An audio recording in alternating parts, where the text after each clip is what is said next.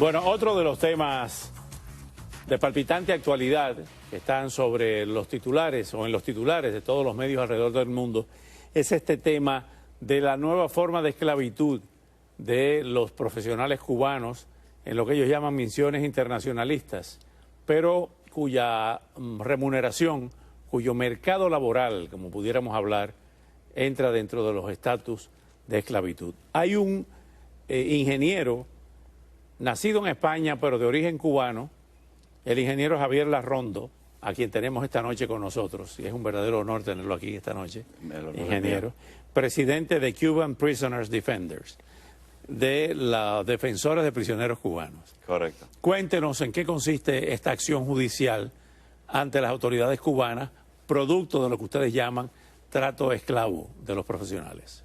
Sí, nace de la búsqueda de tratar de atacar al régimen en todos los crímenes de lesa humanidad que comete. En esa búsqueda encontramos que en la isla es muy difícil atacar al régimen.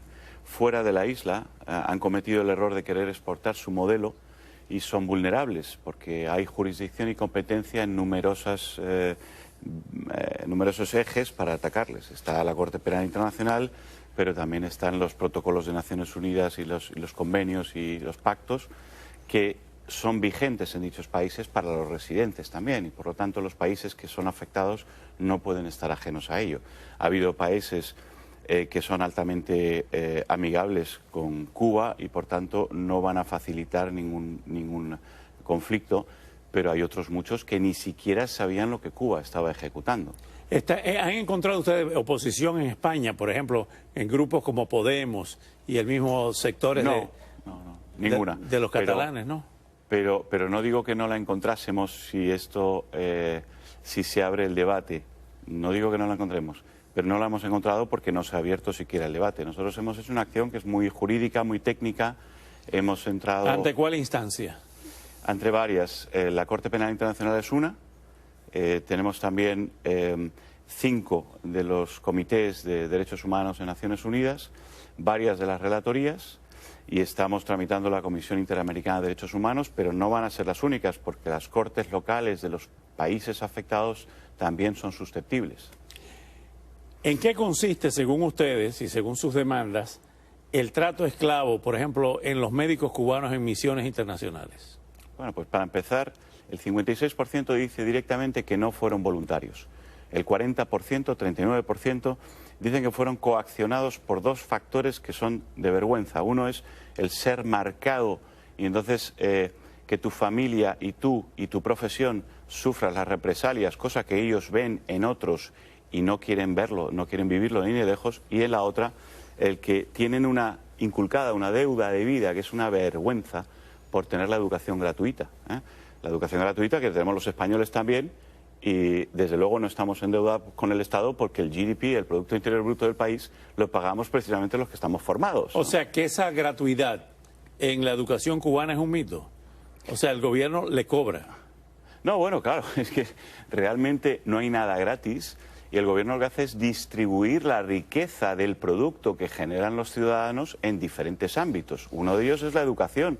Hay otros países que lo invierten, lo dedican a otros temas, pero desde luego no existe nada regalado para un ciudadano en un país, porque los ciudadanos son los que generan el Producto Interior Bruto de un país y son los que generan la riqueza que luego el gobierno solamente distribuye, ¿no?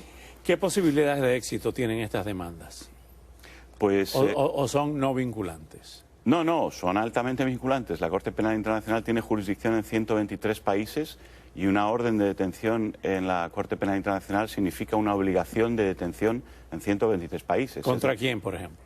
Contra los 6 dirigentes que están siendo apuntados. Sí. ¿Quiénes son, Raúl? Son Raúl Díaz-Canel, ministro de Comercio, ministro de Exteriores, ministra de Trabajo.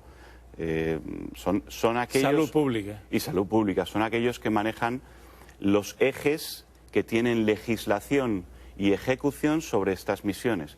No, en la Corte Penal Internacional no se juzga a 200 personas, se trata de juzgar, se da digamos, los crímenes de lesa humanidad tienen que tener una cualidad del poder político y por lo tanto hay una una pirámide y siempre se apunta al más alto de la pirámide. En el caso nuestro hay legislación en cada uno de los ministerios y por tanto todos ellos participan de una manera clave en este tema, ¿no? En el caso de Brasil, Cuba sufrió un gran revés. Sí, y además creo que las declaraciones que hizo Bolsonaro fueron muy acertadas, es decir, él dijo los cubanos podrán estar aquí, pero con 3 condiciones. Podrán ver a sus familiares, recibirán el salario íntegro y además convalidarán su estancia aquí profesionalmente. Eso le pareció amenazante al gobierno cubano, imagínese, ¿no? Algo de lo más normal. Tienen más de 100 testimonios en Sí. España. ¿De quiénes? ¿De los médicos? De médicos, deportistas. Yo tengo una deportista de élite, que no solamente no puede ver a su hijo en 8 años, en Cuba, sino que el gobierno le ha dicho que si no te haces del equipo nacional de un país de Europa, te lo rebajamos. Ya no son 8 años, te rebajamos los años en que no podrás ver a tu hija. Tú imagínate. Eso es chantaje. Chantaje. Ahí los artistas se ven afectados por esto, los profesores, todo lo que son misiones de Cuba. Lo que pasa es que los médicos son el 70-75% de ellos, ¿no? Pero ¿hay alguna complicidad de organizaciones internacionales con el gobierno de Cuba, como por ejemplo la Organización Panamericana de la Salud, a través de quienes se triangula el tema de los médicos cubanos? Sin duda, pero en Brasil, por ejemplo. Sin duda, pero no quiero apuntar a la organización como si fuera un apéndice de Naciones Unidas que está participando, sino que no es cómplice del tema. No, es que esa organización está podrida por dentro, pero por personas que están infiltradas por el régimen cubano. Entonces esa organización va a tener que hacer una limpia, efectivamente, porque esa organización ahora mismo está sirviendo intereses políticos del gobierno cubano, ¿no?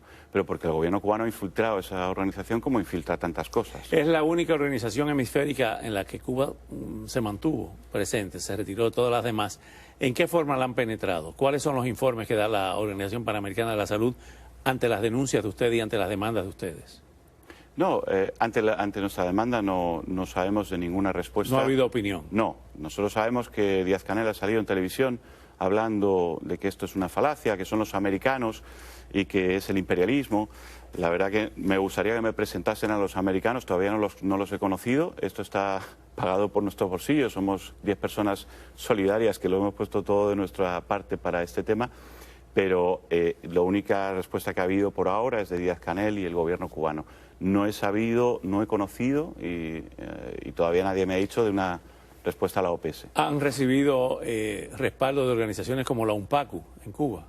Bueno, no respaldo, es que la UNPACU ha sido la promotora de esta... La que ha iniciado la acción. Claro, la UNPACU, Cuban Prisoners Defenders, José Daniel Ferrer en primera persona. José Daniel Ferrer en la isla está demandando a su país, a su gobierno por crímenes de lesa humanidad. Eso ¿Y los fondos de ustedes de dónde provienen?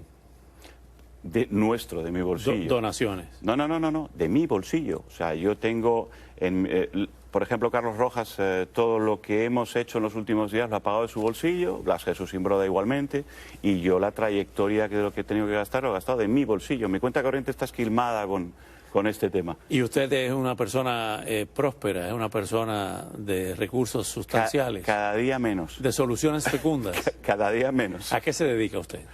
No, yo he sido empresario, he tenido empresa, he creado empresa. Yo creé una empresa que es más o menos relativamente importante en España, que es una empresa más o menos grande, pero yo me desvinculé de esa empresa hace mucho.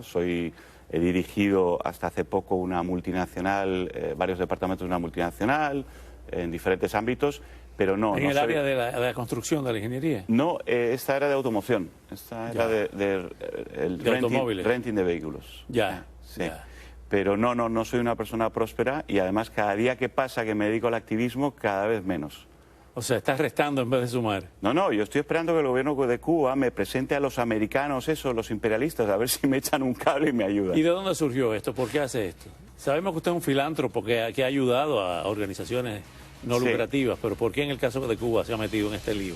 Así lo siento, creo que tenemos que encontrar la solución por la vía del trabajo, la vía de los hechos, la vía de la prueba, y creo que la justicia y la ley puede ser el camino, uno de los muchos caminos que pueden dar con el talón de Aquiles del león. Ingeniero Javier Larrondo, gracias por venir. Gracias. Seguimos en contacto. Gracias. Muchas gracias. Y al volver, en medio